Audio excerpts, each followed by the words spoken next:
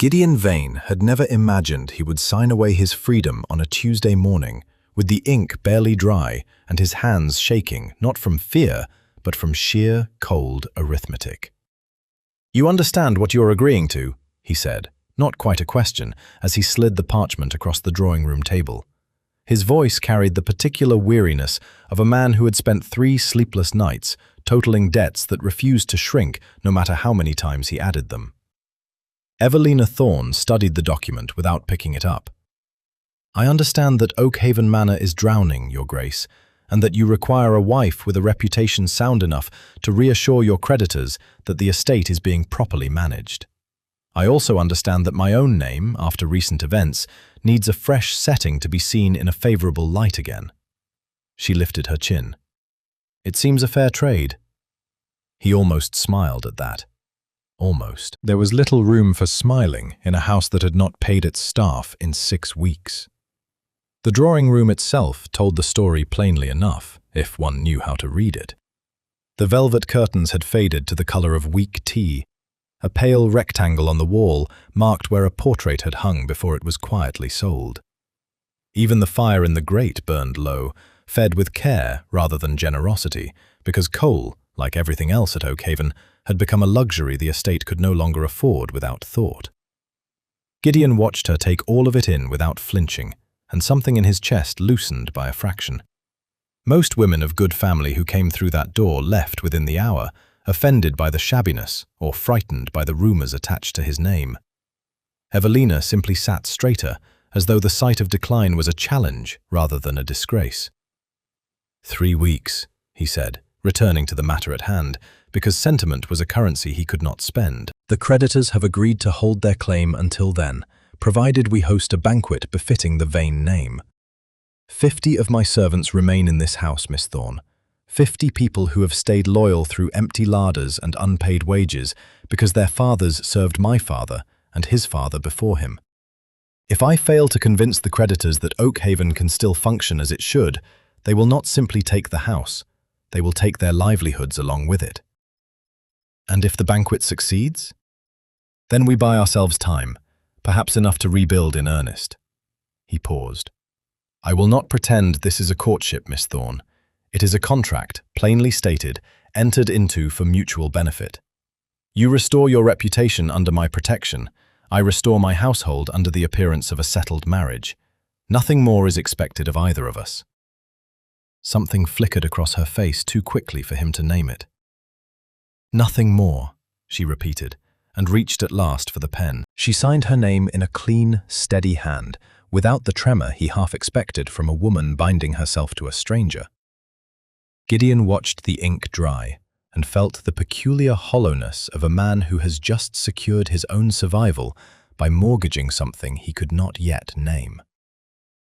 It was only after the solicitor had gathered the papers and departed, after the door had closed on the last carriage of the morning, that the weight of what he'd done settled fully upon him. He stood alone in the drawing room, listening to the house creak around him the way old houses do when they are cold and mostly empty, and thought of the 50 faces waiting below stairs for news that might save them or ruin them entirely. He found Mrs. Halloway, his long-time housekeeper, in the corridor outside, wringing her apron the way she always did when bad news was expected. "It's done," Gideon said simply. "We are to be married within the week, and the banquet will proceed as planned. Tell the staff there is hope yet." Mrs. Halloway's eyes filled, though she blinked the tears back with the discipline of a woman who had served this family for 30 years and had learned long ago that grief and relief could look remarkably similar. "And the young lady, sir? Is she equal to it? 3 weeks is no great length of time to prepare a feast fit for creditors, not when the kitchens have stood empty since—" "I know how long the kitchens have stood empty, Mrs. Halloway." His voice came out sharper than he intended, and he softened it at once. "Forgive me. I have not seen them myself in some months. I confess I do not know what state they are in." "Grim, sir.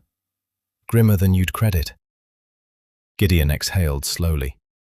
He thought of Evelina's steady hands upon the pen, her unflinching gaze as she took in the faded curtains and the empty wall. He did not know yet whether he had married a woman capable of miracles or simply a woman desperate enough to promise one? There was only one way to discover which. "Send word to Miss Thorne," he said. "Tell her I should like to show her the kitchens myself before the day is out. If we are to feed 50 servants and impress a room full of creditors inside 3 weeks, she had best see exactly what she has agreed to save." Mrs. Halloway nodded and hurried off, and Gideon remained a moment longer in the cold corridor, listening to the silence of a house holding its breath. Whatever waited beyond the kitchen doors, he thought grimly, they would face it together now, bound by ink and necessity if nothing else. He only hoped it would be enough. The kitchen doors groaned when Gideon pushed them open, as though protesting the intrusion of light into a place that had grown accustomed to darkness. Evelina stepped past him into the gloom, and for a moment neither of them spoke. The late afternoon sun struggled through grimy windows set high in the stone walls, casting weak grey light over a scene that might have belonged to a house long abandoned rather than one still lived in. Cobwebs hung thick between the rafters, draping the great copper pots like funeral shrouds. Dust lay so heavy upon the long wooden work table that it had settled into a kind of soft grey blanket, undisturbed by any recent hand. "Good heavens," Gideon murmured, and there was genuine shock in it. "I had no notion it had fallen this far." "You have had other concerns, Your Grace." Evelina moved forward slowly, her skirts gathering dust as she walked the length of the room. She trailed her fingers along the edge of a shelf, leaving a clean stripe through the grime, and studied what lay beneath. "A house cannot manage itself, and it seems no one below stairs has had the authority, or perhaps the heart, to keep this room alive while the rest of the estate suffered." She was not wrong, and Gideon said nothing to contradict her. What struck him most, watching her, was the absence of despair in her expression. He had expected her to recoil, as any gently bred woman might upon discovering the true scale of what she had married into. Instead, she moved through the ruined kitchen the way a general might survey a battlefield, cataloguing rather than mourning. "Fetch me every servant who has ever worked in this kitchen," she said, turning to him with sudden decision. "Cooks, scullery maids, even the boy who hauls coal, if he has ever set foot through that door. I should like to speak with them before the sun sets." Within the hour, some dozen servants had gathered uncertainly in the doorway, unwilling to step fully into a room that had become, in their minds, something of a tomb. Evelina studied their faces and saw exhaustion etched into every line, the particular weariness of people who had given everything to a house that could no longer give anything back. "I know you have been asked for miracles before and delivered them on empty stomachs," she said, addressing them plainly, without the practiced condescension Gideon had heard from other ladies of standing. "I will not insult you by pretending this task is small, but I did not come to Oakhaven to watch it fail. I came to help save it, and I cannot do that alone." A thin, sharp-featured woman near the back, whom Gideon recognized as Agnes, once the head cook before wages had dried up and half the kitchen staff had drifted away in search of paying households, folded her arms. "Begging your pardon, miss, but fine words don't fill larders. We've heard promises before." "Then let us skip the promises and begin with the pantries," Evelina replied evenly, and something in her calm seemed to catch Agnes off guard. "Show me what remains. Every jar, every sack, every barrel, however small or spoiled. I would rather know the truth of our situation tonight than discover it in pieces over the coming weeks." It took the better part of 2 hours. Evelina moved through the larders and cold stores with a lamp in hand, Agnes trailing behind her with growing curiosity despite herself, calling out contents as Evelina catalogued them onto a scrap of paper borrowed from Gideon's study. Most of what they found was disappointing. Rancid flour crawling with weevils, empty barrels that had once held salted pork, a handful of withered turnips in the root cellar, softened almost past use. But Evelina did not discard anything without careful consideration first, and slowly the servants began to notice. She examined a barrel of flour that Agnes had already written off, testing it between her fingers, and declared the top layer spoiled, but the bulk beneath still sound, if sifted properly. She found dried herbs hanging forgotten in a storeroom, brittle but not without flavour, and set 2 younger maids to crushing them fresh. You've a sharper eye than most cooks I've served under, Agnes admitted grudgingly, watching Evelina separate salvageable onions from a sack gone soft with rot. I learned young that waste is a luxury poor households cannot afford, Evelina said simply, and did not elaborate further, though Gideon, standing quietly near the doorway, found himself wondering what history lay behind so practiced a hand. By the time the last lamp had been lit against the deepening evening, Evelina stood at the head of the long work table, now scrubbed clean by 2 footmen she had recruited without ceremony, and addressed the assembled staff with the scrap of paper in hand.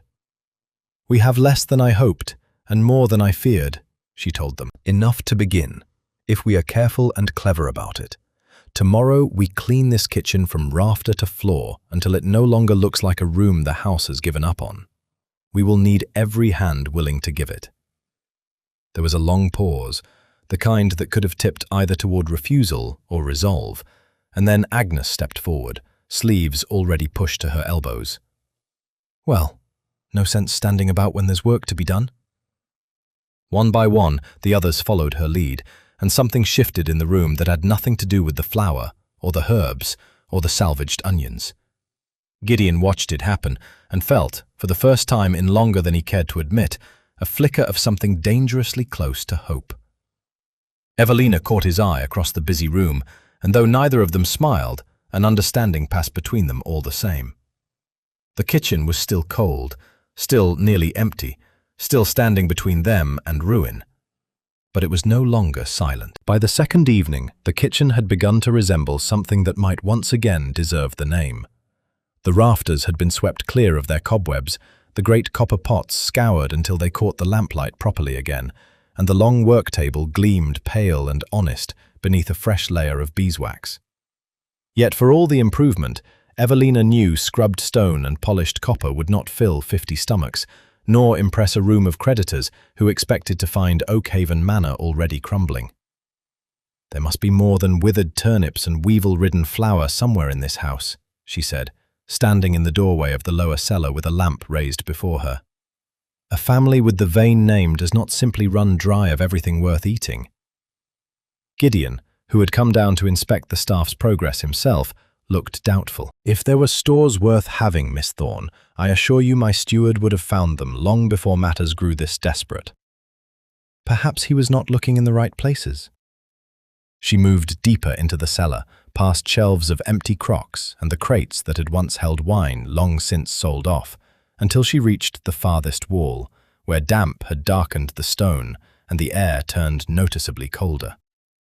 She paused there, frowning, and pressed her palm flat against the surface. "This wall sounds hollow," she said. Gideon came to stand beside her, skeptical but curious enough to humor it, and rapped his knuckles against the stone in several places. Where most of the wall answered with the dull thud of solid rock, one section gave back a faint, unmistakable echo.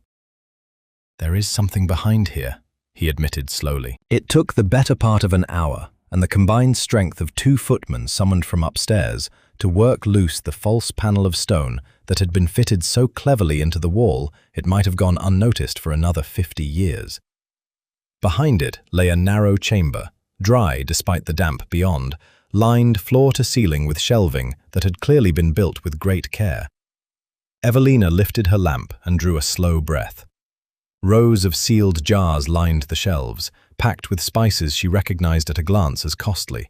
Saffron threads gone dark with age but still fragrant, whole nutmegs, dried peppercorns in quantities that would have cost a small fortune even decades ago. Beside them stood clay vessels of preserved oils, their seals still intact, and along the back wall lay a dozen barrels of wine, dust thick but undisturbed. "Good heavens," Gideon breathed, stepping past her into the chamber as though he did not quite trust his own eyes. He ran a hand along one of the barrels and found a faded mark burned into the wood. "This is my grandfather's seal. I remember him speaking of a private store he kept against hardship, though I always believed it a tale told to frighten idle grandsons into thrift." He gave a short, disbelieving laugh. "It seems the old man meant it rather more literally than any of us understood." "Your grandfather," Evelina said slowly, turning one of the jars in her hands. appears to have anticipated exactly this sort of disaster. There was no time to marvel further. Evelina set the staff to carrying the stores upstairs at once, and by the time the last barrel had been rolled into the scoured kitchen, a new energy had taken hold of the household that no amount of scrubbing alone could have produced. Agnes, who had watched the discovery with her arms folded and her expression carefully guarded against hope, finally allowed herself a small, astonished smile as she uncorked one of the oil vessels and breathed in its rich, untainted scent. "It's good," she said, almost reverent. "Truly good. I haven't smelled oil like this since I was a girl in my mother's kitchen." Evelina wasted no time putting the discovery to use. Within 2 hours, using the salvaged flour, the rescued onions, a portion of the newly found spices, and a generous measure of the preserved oil, she and Agnes together produced a meal the likes of which the kitchen had not seen in months. A rich, fragrant stew thickened with barley, fresh bread baked in the great ovens that had stood cold for weeks, and a modest but genuine measure of wine poured for every servant who had laboured that day. They ate together in the newly restored kitchen. Servants and footmen and scullery maids crowded around the long work table in a manner Gideon suspected would have scandalized his late father, who believed firmly in the separation of ranks, even at the cost of comfort. But watching the exhausted, hopeful faces around him now, Gideon found he could not bring himself to mind. "To Miss Thorne," Agnes said suddenly, raising her cup, "who found treasure where the rest of us saw only ruin." The toast was echoed around the table with genuine warmth, and Evelina, unused to such open regard, felt an unexpected tightness rise in her throat. She had come to Oakhaven prepared to fulfill a contract, nothing more, yet the trust settling now in the eyes around her felt like something rarer and more binding than any signature upon paper. Later, when the kitchen had quieted and the staff had drifted off to well-earned rest, Gideon found her still seated near the dying fire, staring into its low flames with an expression he could not quite read. "You have given this house something it has not had in a very long while," he said quietly. "I have given it spices and old wine, Your Grace, nothing more." "You have given it hope," he corrected, and though neither of them spoke further on the matter, the words settled between them with a weight that felt, to Evelina at least, rather more dangerous than any hidden cellar. The road to Blackwood Market Town wound through fields still silvered with early morning frost, and Evelina sat wrapped in a borrowed shawl beside Gideon in the open cart, watching her breath cloud in the cold air. "You needn't have come yourself," she said, glancing at him. "Surely a duke has better matters to occupy his morning than haggling over sacks of grain." "A duke with an empty treasury has few matters more pressing," Gideon replied, though there was a dry humour in it now that had been entirely absent 3 days earlier. "Besides, I confess a certain curiosity to see whether you can talk a Blackwood merchant out of his profit as skillfully as you talked my kitchen staff into scrubbing floors at midnight." Evelina allowed herself a small smile at that, though her mind was already turning over the practical matter at hand. The cart behind them carried a modest but valuable cargo, several jars of the rescued spices, 2 barrels of the preserved oil, and a portion of the aged wine, all carefully wrapped against jostling. It was not gold, but in the right hands, among the right people, it would serve just as well. Blackwood proved larger and livelier than Evelina had expected, its narrow, cobbled streets crowded with farmers' carts, hawkers calling their wares, and the general clatter of a market town going about its Thursday business. The air smelled of wood smoke, fresh bread, and the sharper tang of livestock penned near the square. Evelina drew a steadying breath and squared her shoulders. "Stay close, Your Grace," she said, "but let me speak first. Merchants trust a woman's careful eye for quality more readily than a nobleman's impatience to be done with the business." Gideon raised an eyebrow but did not argue, and together they made their way to the stalls belonging to Master Hollis, the grain merchant whose reputation, according to Agnes, was fair though not overly generous. Hollis proved a broad, weathered man with flour permanently ground into the creases of his hands, and he eyed the cart's cargo with the practiced suspicion of a tradesman who had been offered worthless goods before dressed up as treasures. Spices, you say? He lifted one of the jars, sniffed at the contents, and his eyebrows rose despite himself. This is proper saffron, real Cornish oil, unless my nose deceives me. He glanced between Evelina and Gideon with new interest. Where does the House of Vane come by goods such as these, when half the county whispers Oakhaven can't afford coal for its own fires? A fortunate discovery, Evelina said simply, offering no further explanation. We've more than the estate can use before it spoils, and greater need of grain, feed and fresh produce than of spices we cannot cook alone. I thought a fair trade might serve us both better than coin changing hands twice over. Hollis considered this, turning the jar in his hand. How much grain are you thinking, and how much spice are you offering for it? What followed was nearly an hour of careful negotiation, during which Evelina proved herself entirely unwilling to be rushed or flattered into an unfavorable bargain. She knew precisely the value of what she carried, having priced such goods before in circumstances she did not care to explain, and she matched Hollis measure for measure, conceding small points gracefully while holding firm on those that mattered. Gideon, standing slightly apart with his arms folded, found himself increasingly impressed, despite his effort to appear merely patient. When Hollis attempted to undervalue the wine, claiming its age made it a risk rather than a virtue, Evelina countered smoothly that a merchant of his evident experience surely knew aged wine from Oakhaven's own cellars would fetch triple its worth among the gentry in the county town, and that she would happily carry it there herself rather than accept an insulting price. Hollis laughed, a short bark of genuine amusement. You'd have made a formidable merchant's wife, miss, whatever else you are. He extended a flour-dusted hand. 2 sacks of grain, a crate of root vegetables, and feed enough for your livestock through the month. Fair trade, and no coin need change hands. By midday, word of the unusual bargain had drawn the attention of several other stallholders, curious to see what the Duke of Vane's household was trading, and eager not to be left behind. Evelina moved from stall to stall with growing confidence, securing fresh eggs, a modest quantity of cheese, and bolts of coarse cloth for mending servants' worn linens, all exchanged for careful portions of the remaining spices and oil. By the time the cart rattled back toward Oakhaven in the late afternoon, it sat considerably heavier than it had that morning, laden with supplies that would have cost a small fortune in coin, secured instead through nothing but Evelina's sharp judgment and steady nerve. I confess, Gideon said, as the manor's grey towers came into view against the darkening sky. I did not expect a woman raised, as I understood it, in genteel circumstances to bargain like a seasoned tradesman. Evelina's expression grew briefly guarded, a flicker of something careful crossing her features before she smoothed it away. Genteel circumstances do not always mean easy ones, Your Grace.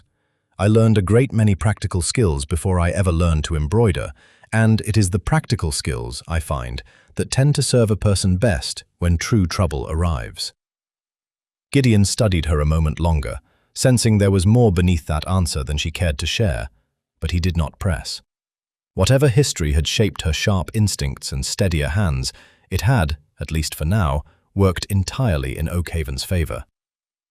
Then Oakhaven is fortunate to have you, he said quietly, and meant it more than he expected to. The greenhouse at Oakhaven had fared little better than the kitchens, its glass panes clouded with grime, its beds choked with weeds that had long ago strangled whatever herbs once grew there in ordered rows. Evelina had claimed the task of restoring it for herself that afternoon, glad of an hour's solitude after the bustle of the market trip, and she knelt now among the overgrown beds with her sleeves pushed back, pulling weeds with the same brisk efficiency she brought to every other task at Oakhaven. She did not hear the footsteps on the gravel path until they were nearly upon her. "Forgive the intrusion, miss." The voice belonged to a thin, sharp-eyed man in a plain travelling coat, his hat held respectfully against his chest, though something in his manner suggested the courtesy was practiced rather than felt. "I was told I might find you here." Evelina rose slowly, brushing soil from her hands, and felt her stomach turn cold the moment she recognized him. "Mr. Price." "You remember me? I confess I wondered whether you would." He glanced about the empty greenhouse, satisfied, it seemed, that they were unobserved. Lord Malvern sends his regards, and his curiosity. It has been some weeks since you took up residence at Oakhaven, and he has heard troubling reports. Troubling for whom? Evelina kept her voice low and even, though her pulse had quickened considerably. I understood Lord Malvern would be pleased to hear the Duke of Vane's household is finally functioning as it should. Price's smile thinned. His lordship expected rather different news, if I'm honest. He expected, given your history and your circumstances, that you would drain what little remained of Oakhaven's resources rather than restore them. It would have suited him considerably to see the Vane name fall alongside your own reputation, both ruined together, tidy and complete. He paused meaningfully. Instead, we hear talk of a hidden cellar, of clever trades in Blackwood, of a household finding its feet again under your direction. His lordship is not pleased, Miss Thorne. The words settled over Evelina like ice water, confirming what she had begun to suspect but had not allowed herself to fully believe. She had known, of course, that her arrival at Oakhaven had not been entirely of her own choosing, that circumstances following the scandal at her previous position had left her with few respectable options, and that Malvern's influence had quietly steered her toward this particular household when the marriage arrangement first presented itself. She had not known, until this moment, exactly how deliberately she had been placed here, nor precisely what outcome had been hoped for. "You are telling me," she said slowly, "that Lord Malvern arranged for me to come to Oakhaven expecting me to hasten its ruin, not prevent it." "His lordship has waited a long while to see the Vane estate fall, miss, ever since old troubles between his family and the young Duke's father. He had hoped a woman with your particular talents and your particular need for discretion regarding certain past matters might prove a useful instrument toward that end." Price's tone turned almost gentle, coaxing. "It is not too late to serve his purpose still. A little carelessness here, a poorly negotiated trade there. Nothing so obvious as sabotage, merely enough mismanagement to ensure the creditors find cause for concern rather than confidence. His lordship would be generous in his gratitude and discreet regarding your own history, which I understand you would prefer remained buried." For a long moment, Evelina said nothing at all. She thought of the frost-silvered fields on the road to Blackwood, of Master Hollis laughing at her sharp bargaining, of Agnes raising her cup in an unguarded toast the night the hidden cellar had yielded its treasures. She thought of 50 servants who had trusted her with nothing more than a scrap of paper and a promise, and of Gideon's quiet admission beside the dying kitchen fire that she had given his house hope. She thought, too, of exactly what kind of woman Lord Malvern believed her still to be, and found, to her own quiet surprise, that the thought offended her more deeply than any insult to her reputation ever had. "You may tell Lord Malvern," she said finally, her voice steady and cold, "that he has badly misjudged the woman he sent here. Whatever debt or discretion he believes he holds over me, it ends today. I did not come to Oakhaven to finish the ruin his lordship began years ago out of some old grievance against a family that has done nothing to deserve it. I came because I was desperate and frightened, and because the Duke offered me a fair contract when few others would offer me anything at all. I intend to honor that contract fully, whatever it costs me." Price's expression hardened, the practiced courtesy dropping away entirely. "His lordship will not take kindly to your refusal, miss. He has considerable means at his disposal and considerable patience for seeing his purposes achieved one way or another." "Then let him spend both trying," Evelina said. "I am no longer his instrument, Mr. Price. You may tell him so plainly." She watched him go, his thin figure retreating down the gravel path and out through the garden gate, until the sound of his footsteps faded entirely into the quiet of the afternoon. Only then did she allow her hands to tremble, the full weight of what she had just done settling over her at last. She had refused a powerful and vengeful man, and in doing so had likely made an enemy far more dangerous than any she had faced before. But standing alone among the half-restored beds of Oakhaven's greenhouse, breathing in the green, growing scent of herbs beginning to thrive again under her care, Evelina found she did not regret the choice at all. Whatever came next, she thought, she would face it as Oakhaven's own, not Malvern's instrument. The trouble announced itself 3 days later, not with any dramatic confrontation, but with the quiet, ordinary arrival of a note from Master Hollis, delivered by a boy on a tired pony who seemed reluctant to hand it over. Gideon read it standing in the manor's entrance hall, his jaw tightening with each line, and by the time he finished, he had already called for his horse to be saddled. "What is it?"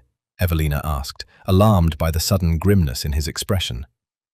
"Hollis writes that he can no longer honor our arrangement for further grain," Gideon said, folding the note with more force than necessary. "Nor can any of the other merchants we dealt with, it seems. He claims a buyer has come through Blackwood these past 2 days, purchasing every available sack of grain, every crate of produce, every measure of livestock feed within 20 miles, at prices well above what any honest farmer could refuse." Evelina felt the cold certainty settle over her before he even spoke the name, Malvern. He does not say so outright, but who else would trouble himself buying up an entire district's harvest merely to see it sit unused in some warehouse?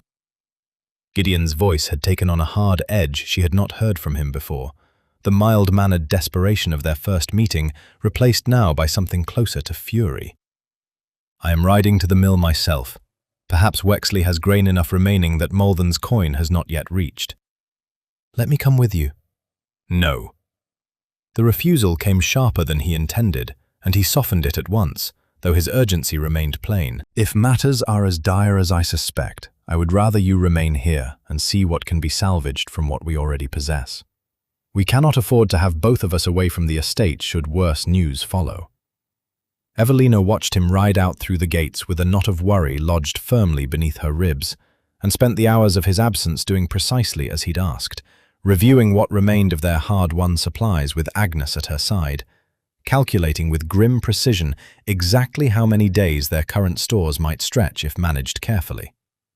The answer, when she finished the reckoning, was not encouraging. Perhaps 8 days, 10 if they were frugal beyond comfort. The creditor's feast was still 11 days distant. Gideon returned well after dark, his horse lathered and his own expression carved from stone. He did not need to speak for Evelina to understand the mill had yielded nothing. "Wexley was apologetic," he said finally, accepting the cup of watered wine Agnes pressed into his hands without seeming to notice he drank it. "Genuinely so, I believe. He said a gentleman's agent came through offering triple the usual rate for every sack of flour and grain the mill could spare, on condition the mill supply no one else in the district for the month. Wexley has a family to feed and creditors of his own. He could not afford to refuse, whatever sympathy he holds for our situation." "Then we are cut off entirely." Evelina's voice remained steady, though the weight of the news pressed heavily upon her. "No grain, no fresh produce beyond what little the greenhouse might yield in time, and 11 days remaining before the creditors arrive, expecting a feast worthy of the vain name." "I ought to have expected something of this nature," Gideon said, more to himself than to her, dragging a hand across his face. "Malvern has never forgiven my father for matters that predate my own memory entirely, some old business dispute that ruined him and enriched us, or so the story goes. I confess I never troubled myself to learn the particulars. I ought to have understood he would seize any chance to see the debt settled at Oakhaven's expense." "This is not your failure, Your Grace." Evelina's voice sharpened with unexpected intensity. "Malvern's grievance is his own poison, nursed for years over some wrong I doubt even he remembers clearly anymore. You cannot be blamed for the cruelty of a man determined to see your family suffer for sins committed before you were old enough to walk." Gideon looked at her then, something searching in his gaze. "You speak of him with particular certainty, Miss Thorne, more certainty than mere rumour would explain." Evelina hesitated, aware she stood at the edge of a confession she was not yet prepared to make in full. "Lord Malvern's reach extends further than most people credit, Your Grace. I have reason to know his methods rather better than I would wish." She met his eyes steadily, offering what truth she could without yet revealing everything. "Whatever his purpose in cutting off our supply now, I promise you it is not the end of our resources. We have 50 pairs of capable hands, a manor sitting upon land that has fed this family for generations, and 11 days remaining. It is not nothing. Something in her certainty seemed to steady him, and Gideon straightened, some of the stone leaving his shoulders. You have a notion already, I think. I have the beginning of one, Evelina admitted. Oakhaven's woodlands stretch for miles beyond the formal gardens, do they not? Untouched, so far as I understand, for want of anyone troubling to make use of them. Largely, yes. My father considered hunting there beneath his interest, and I confess I've had little occasion to explore them myself. Then tomorrow, Evelina said, a spark of determination lighting her tired features. We shall discover exactly what those woods have to offer a household that cannot afford to go hungry merely because one bitter man has closed every ordinary door against us. Gideon studied her for a long moment, and for the first time since Hollis's grim note had arrived, something like genuine hope flickered across his exhausted face. Then let us hope the woods prove more generous than Mulvan's conscience. Dawn broke pale and grey over Oakhaven's woodlands, and by the time the sun had properly cleared the trees, nearly 30 servants stood gathered at the edge of the tree line, baskets and sacks in hand, waiting on Evelina's instruction with a mixture of curiosity and lingering doubt. I know it seems an unlikely place to find a creditor's feast, Evelina said, addressing them from atop a fallen log so her voice might carry. But I promise you, these woods hold more than most people ever trouble themselves to notice. My grandmother kept a household in lean country, where the difference between a full larder and an empty one often came down to knowing where to look rather than what coin one had to spend. I mean to teach you what she taught me. Agnes, standing near the front with a basket already balanced on her hip, gave a short nod of encouragement to the younger maids beside her, and the group set off into the trees behind Evelina and Gideon, with rather more purpose than skepticism now guiding their steps. The morning proved a revelation to nearly everyone but Evelina herself. She led them first to a shaded hollow thick with fallen leaves, where she knelt and brushed aside the damp mulch to reveal clusters of pale mushrooms growing in careful rings. These are safe, she said, holding one up for the group to examine closely. And these, growing just beside them, are not. Mark the difference well, for the wrong choice here does far more harm than an empty stomach ever could. She showed them the telltale gills, the particular color beneath the cap, the faint bruising that marked the dangerous variety from its harmless cousin, until even the youngest kitchen boy could name the difference with confidence. From there, they moved deeper into the woods, gathering wild garlic that scented the air sharply the moment it was disturbed, tender young nettles that Evelina promised would make a soup finer than anything Hollis's grain could have produced, and roots that Gideon himself would not have recognized as food had she not pointed them out among the undergrowth. You continue to astonish me, Gideon admitted, watching her identify a patch of sorrel with barely a glance. Where precisely did a woman of your upbringing learn such things? Evelina's hands stilled briefly over the plants before she continued gathering. My family's circumstances were not always what they became later, Your Grace. There was a period, before my father's fortunes improved, when knowing which roots could fill a pot and which berries would poison was rather more valuable than any lesson in French or needlework. I have not forgotten those years, whatever comfort came after them. He did not press further, sensing the careful boundary in her tone, though he found himself increasingly curious about the woman he had married so hastily, whose composed exterior seemed to conceal rather more history than her brief explanations ever fully revealed. By midday, the group had ventured further still, into thicker woodland, where Gideon's gamekeeper, a weathered man named Thatcher, who had joined them at Evelina's request, proved unexpectedly useful in tracking signs of deer and wildfowl through the undergrowth. Two young footmen, eager to prove their worth, managed under Thatcher's guidance to bring down a brace of pheasant, and by early afternoon, a young roebuck that would provide meat enough for several days if properly managed. The mood among the servants had shifted entirely by the time they gathered for a brief midday rest beside a clear running stream, baskets heavy with mushrooms, roots, wild herbs and greens, the pheasant and roebuck carried carefully between them. What had begun as a desperate expedition into unfamiliar territory had transformed, somewhere along the winding forest paths, into something that felt almost like triumph. I confess, Agnes said, settling onto a fallen log beside Evelina with unusual warmth in her voice. "I did not think much of this notion when you first proposed it. Woods and weeds, I thought, feeding 50 mouths on foraged scraps while creditors expect a proper feast. But I begin to see what you meant, miss. There's more here than I ever credited." "The trick," Evelina said, "is never in what one lacks, but in learning to see what remains, and using it with sufficient care that it stretches further than anyone expects. Mulvern believes he has starved us into surrender by closing every ordinary door. He has forgotten there are other ways into a house besides the front gate." The return to Oakhaven that evening was slow and heavily laden, but spirits remained high despite the aching shoulders and dirt-stained hems. Back in the kitchen, work continued well past dark, the mushrooms carefully cleaned and strung to dry, the roots packed in sand for preservation, the wild herbs bundled and hung from the rafters where cobwebs had once gathered instead.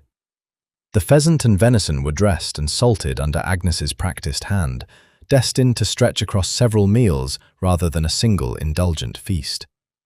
Evelina moved through the transformed kitchen well into the night, overseeing each stage of preservation with the same careful attention she had brought to every task since her arrival, until exhaustion finally caught up with her and she allowed herself a moment's rest beside the hearth.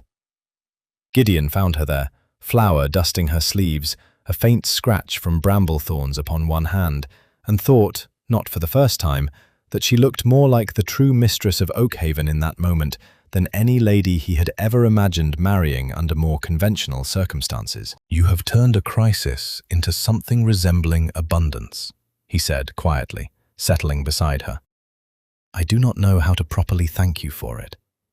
"Do not thank me yet, Your Grace," Evelina replied, though a small, tired smile touched her lips despite her caution. "We have supplies enough to survive the coming days. Whether they prove enough to impress a room full of creditors determined to see us fail remains an entirely different question." The letter arrived without any messenger to account for it, simply appearing upon the silver tray in the entrance hall one evening, unsealed by any household name, addressed only to His Grace, the Duke of Vane, on a matter of some urgency.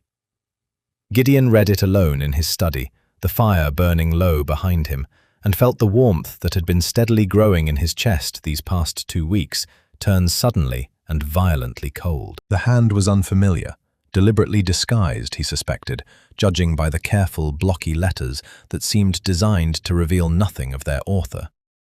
But the contents required no signature to carry weight.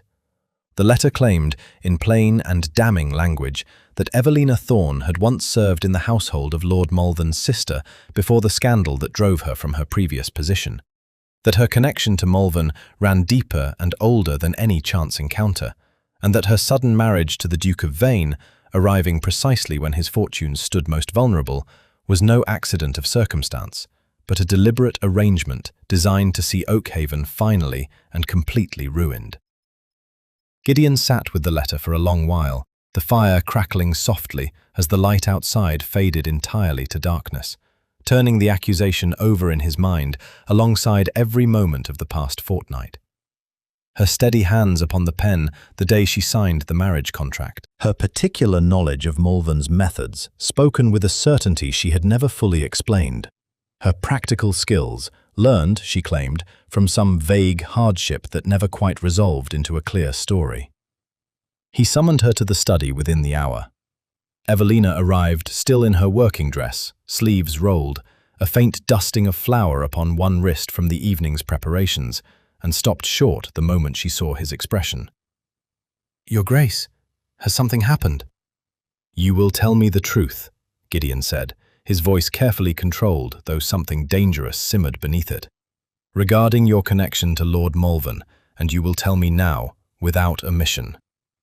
He watched the colour drain slowly from her face as he set the letter upon the desk between them, watched her read it in silence, her expression shifting from confusion to something far grimmer as she reached its conclusion. "Someone has been thorough," she said finally, quietly, "though not entirely accurate."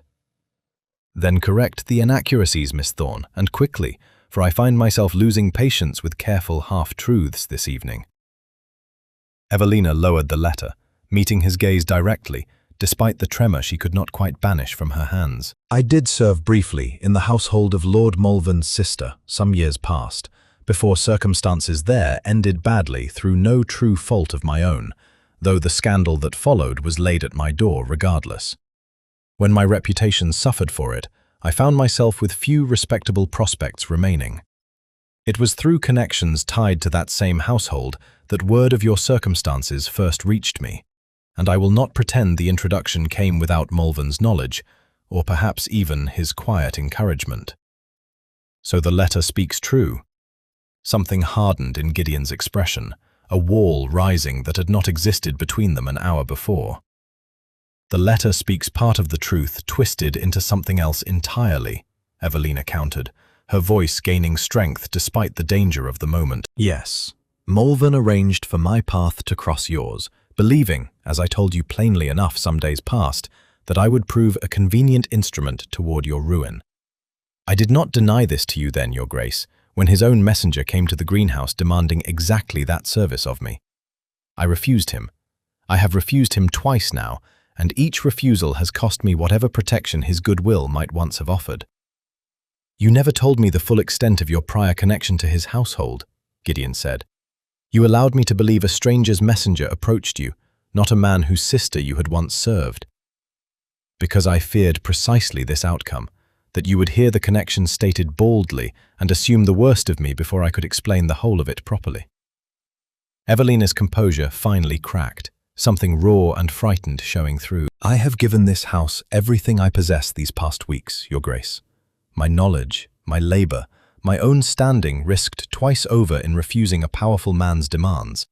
If that counts for nothing against a single unsigned letter, prove it, then.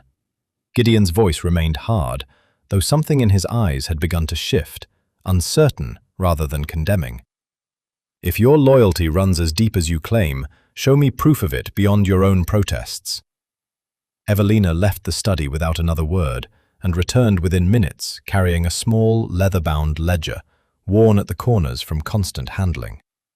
She set it before him and opened it to reveal careful columns of figures, every trade made in Blackwood recorded precisely, every ounce of foraged food catalogued, every saving calculated against what the household might otherwise have spent. I have kept account of everything since the day I arrived, she said. Every decision, every trade, every risk taken on this household's behalf, recorded honestly whether it succeeded or failed. If I meant to see Oakhaven ruined, Your Grace, I have kept remarkably poor evidence of the attempt. Gideon studied the pages in silence, turning them slowly, seeing in the careful, methodical entries the same steady hand that had rescued a hidden cellar, bargained fiercely in Blackwood, and led 50 frightened servants safely through unfamiliar woods. When he finally looked up, the hardness had left his face entirely, replaced by something closer to shame. I owe you an apology, he said quietly. I allowed a stranger's unsigned accusation to outweigh a fortnight of proven loyalty. You owe me nothing more than trust, Your Grace, Evelina said, though her voice trembled with the release of tension only now escaping her. But I confess I would be grateful to have it back. 3 days remained before the creditor's arrival when Evelina announced her intention to hold a trial feast, a full rehearsal of everything the household had gathered, salvaged, and prepared over the preceding weeks, served properly in the great dining hall rather than eaten piecemeal in the kitchen as they had grown accustomed to doing. We cannot afford surprises on the day itself, she explained to Gideon as they walked together toward the hall, the ledger from the study now permanently tucked beneath her arm, as though she meant never again to be caught without proof of her intentions. If a dish fails, if the service falters, if 50 servants prove unpracticed at the particular choreography a formal banquet requires, better we discover it now, with only ourselves to witness the failure, than in front of Malvern and every creditor he has surely invited along to watch us stumble. Gideon, who had spent the days since their confrontation in the study treating her with a gentleness that felt almost like penance, nodded readily. A sound notion, though I confess some apprehension at seeing my own household attempt a formal service they have not practiced in months, if ever. Then let us discover their capabilities together, Evelina said, and address whatever weaknesses we find before it costs us dearly. The preparations began before dawn. Agnes commanded the kitchen with the ferocious focus of a woman determined to prove every doubt she had once harbored entirely unfounded. Directing the roebuck into a rich, herb-laden roast, the pheasant into a delicate pie crowned with pastry worked from the last of their rescued flour, the foraged mushrooms transformed into a fragrant, earthy dish that filled the kitchen with a scent rich enough to draw curious footmen from other parts of the house entirely. The wild garlic and nettles became a bright, clean soup, thickened carefully to stretch across 50 generous portions, and the last of the preserved wine was decanted with ceremony into the manor's few remaining crystal decanters, polished that morning by 2 housemaids who had never before been trusted with such fine glass. By evening, the great dining hall, itself scrubbed and aired for the occasion, stood transformed. Long tables had been dressed with the estate's remaining good linen, candles lit in polished holders that had not seen use in a year or more, and the servants who would serve the meal stood arranged along the walls in fresh aprons, nervous but resolute. Evelina moved among them a final time before the meal began, adjusting a collar here, murmuring quiet encouragement there, until Gideon, watching from across the hall, thought she resembled nothing so much as a general addressing troops before an engagement she was determined they would win. "Remember," she told the assembled staff, "the creditors who come in 3 days will be watching everything, not merely the food upon their plates. They will watch how smoothly each course arrives, how steady your hands remain, how confidently you carry yourselves through a room meant to intimidate. Tonight, we practice confidence until it feels like habit." The meal that followed exceeded every expectation Gideon had allowed himself to hold. The soup arrived at precisely the correct moment, hot and fragrant, followed by the pheasant pie with its golden, flaking crust. Then the roast venison, carved and served with a precision that would have satisfied the most exacting household in the county. The servants who carried each course moved with growing assurance as the evening progressed, their initial nervousness giving way gradually to something like quiet pride, as course after course was received with genuine, unforced praise from the small gathering of household staff permitted to sit as honored guests for this single, unusual evening. "I did not believe," Gideon admitted quietly to Evelina as the final course was cleared, "that we could produce a meal of this quality from foraged roots and salvaged spice, let alone serve it with such evident polish. You have not merely fed this household, Miss Thorne. You have restored something in them I feared was lost entirely." "They restored it themselves," Evelina said, though warmth coloured her voice at the praise. "I merely showed them where to begin looking for what they already possessed." It was Agnes, emerging flushed and triumphant from the kitchen once the final dishes had been cleared, who offered the evening's most telling verdict. 30 years I've cooked in this house, Your Grace, through good times and lean ones both. I'll tell you plainly, I've never served a finer meal at Oakhaven than the one that just left this kitchen, and I mean that with proper regard for every feast I prepared before the troubles began." Gideon rose from his seat and addressed the assembled staff directly, something he had rarely troubled himself to do in the formal manner his father had always favored. "I owe every one of you an apology. I have been too slow to offer. I doubted, in a moment of poor judgment, the loyalty of the woman who has done more to save this household than any steward or solicitor I have ever employed. I will not make that error again. Whatever happens when the creditors arrive, know that Oakhaven has already been saved this past fortnight, saved by 50 pairs of hands willing to labour through cold kitchens and unfamiliar woods rather than abandon a sinking house."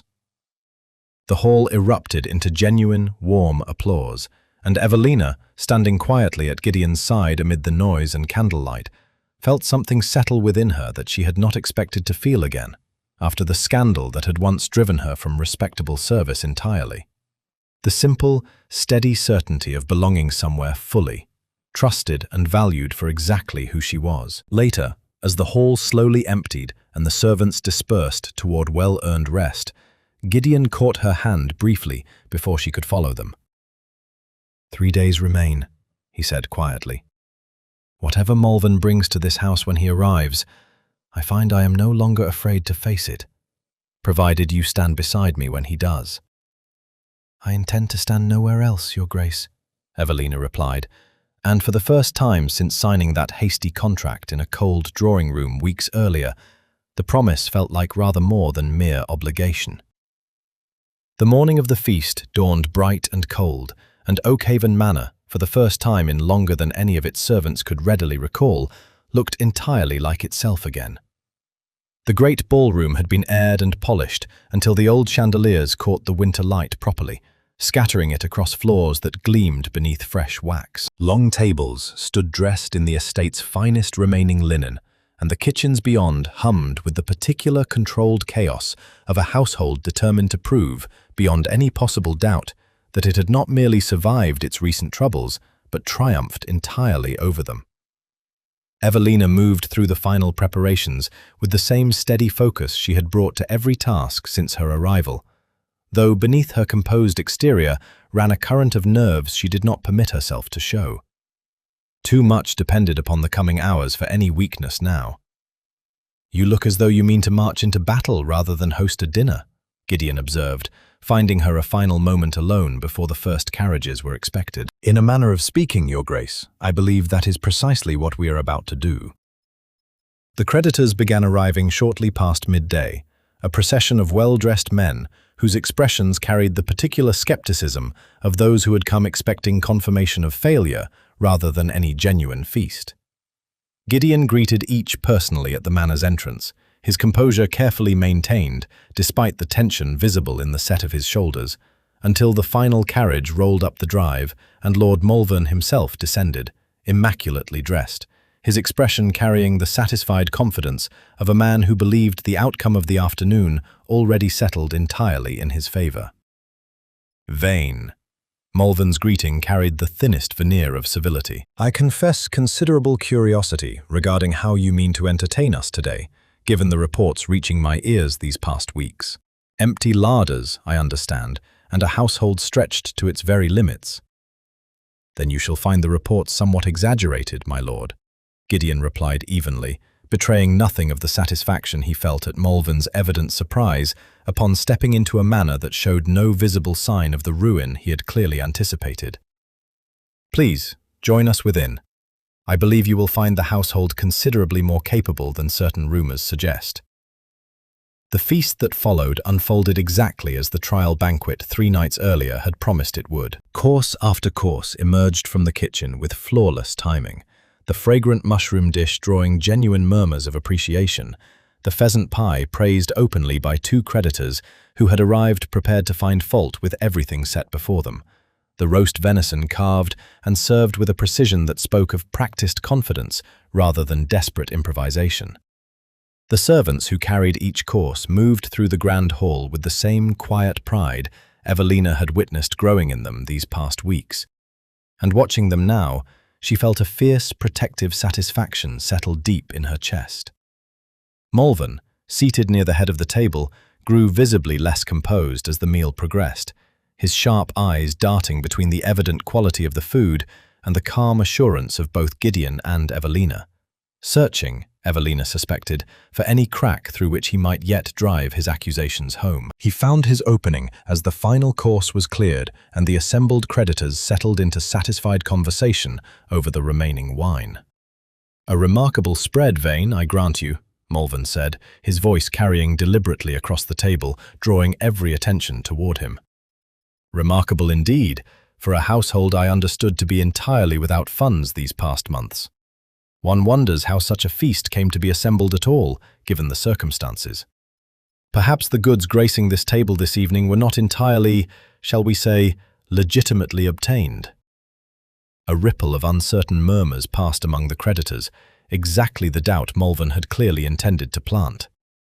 Gideon's jaw tightened, but before he could respond, Evelina rose from her seat with the ledger she had carried faithfully since the night of the study confrontation already open in her hands. "An excellent question, my lord, and one I am fully prepared to answer." Her voice carried clear and unshaken through the hall. "Every item upon this table has been accounted for precisely, from the moment it entered Oakhaven stores to the moment it reached your plate this evening." She began reading from the ledger, naming each ingredient in turn, tracing its origin with methodical precision. The spices recovered from a sealed cellar built by the late Duke's own grandfather. The grain and produce fairly traded in Blackwood for surplus goods the estate no longer required. The venison and pheasant taken lawfully from Oakhaven's own untouched woodlands. The herbs and roots gathered by the household's own hands from land belonging entirely to the estate. Every transaction recorded, my lord, every trade witnessed by merchants willing to testify to its fairness, should any among you wish to inquire further. She closed the ledger with quiet finality and met Mulvan's gaze directly. I wonder, my lord, whether you might explain with equal clarity why every grain merchant and mill within 20 miles suddenly found themselves unable to honor agreements already made with this household, precisely when Oakhaven's need grew most desperate. Perhaps that transaction deserves rather closer examination than mine. The silence that followed stretched long and uncomfortable, every creditor's attention now fixed firmly upon Mulvan rather than the household he had come intending to condemn. His composure cracked visibly for the first time, colour rising in his face as he searched for some response, and found none that would not confirm precisely the accusation Evelina had leveled so carefully before him. This is absurd, he managed finally, rising abruptly from his seat.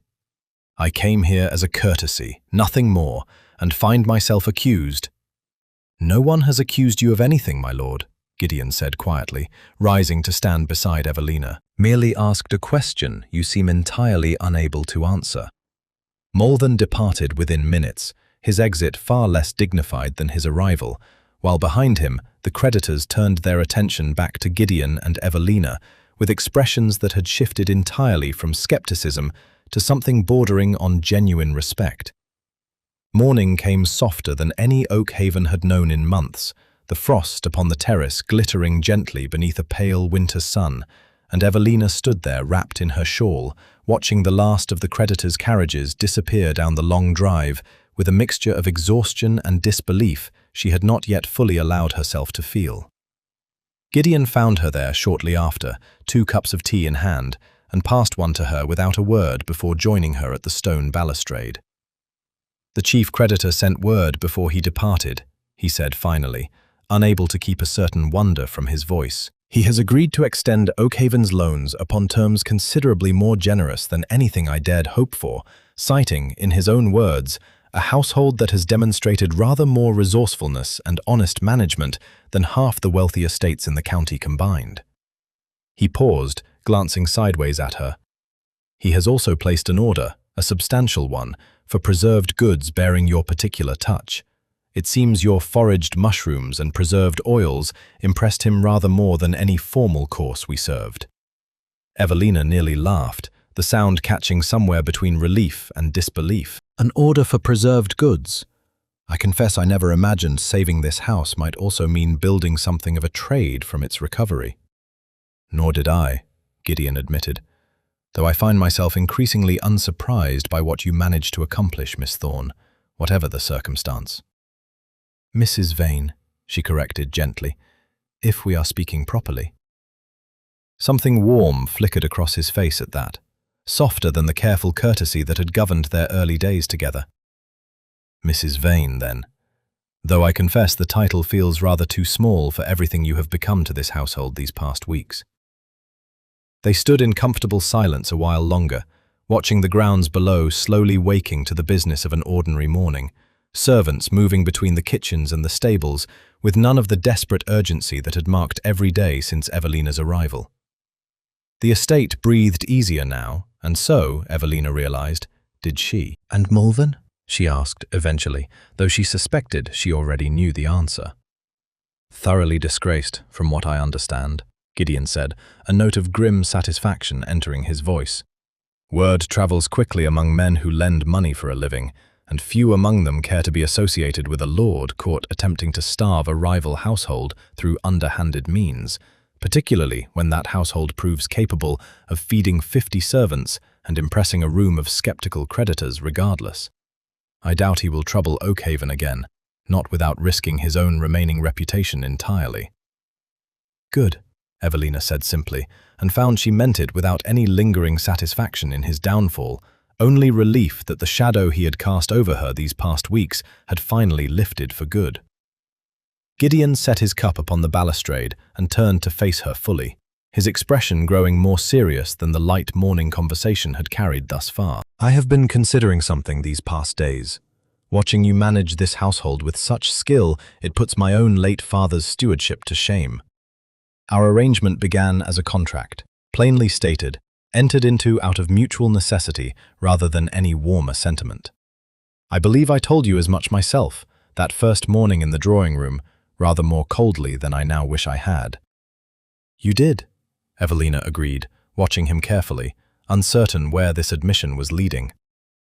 I find I no longer wish it to remain merely that, Gideon continued, something vulnerable entering his voice that she had not heard from him before, not even during the darkest hours of their shared crisis. You have given this estate its life back, Evelina, its purpose, its people's faith in its future.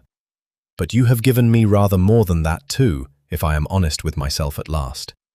I did not expect when I signed that contract out of desperation to find myself genuinely grateful each morning for the woman sitting across my table, nor to find myself dreading the day our arrangement might be considered fulfilled and therefore concluded. Evelina's breath caught, the careful composure she had maintained through weeks of hardship and negotiation and quiet fear, finally threatening to slip entirely. Your Grace, Gideon, he corrected softly, if we are speaking properly. A smile broke across her face despite herself, unguarded in a way she had rarely permitted since arriving at Oakhaven beneath the weight of scandal and Mulvan's quiet manipulation. Gideon, then. She set her own cup down, meeting his gaze directly. I confess I have grown rather attached to this house myself, and to the people within it, considerably more than any contract required of me. I did not expect that either, when I signed my name beside yours in that cold drawing room, desperate merely for a fresh setting in which to rebuild what scandal had taken from me. And now? Now, Evelina said slowly, I find I no longer wish for merely a fresh setting. I wish for a genuine one, a true partnership, freely chosen rather than contracted out of necessity, if you are offering such a thing. I am, Gideon said, and the certainty in his voice left no room for doubt. I am offering precisely that, Evelina, with rather more sincerity than I have offered anything in a very long while. Below them, the estate continued its quiet morning business, servants moving between restored kitchens and thriving gardens that had, weeks earlier, stood as monuments to ruin and neglect. Somewhere within those walls, Agnes was likely already directing the day's meal preparations with the same fierce pride that had carried the household through its darkest hours. And 50 servants, who had once faced destitution, now moved through their work with the quiet confidence of people who belonged somewhere that valued them properly.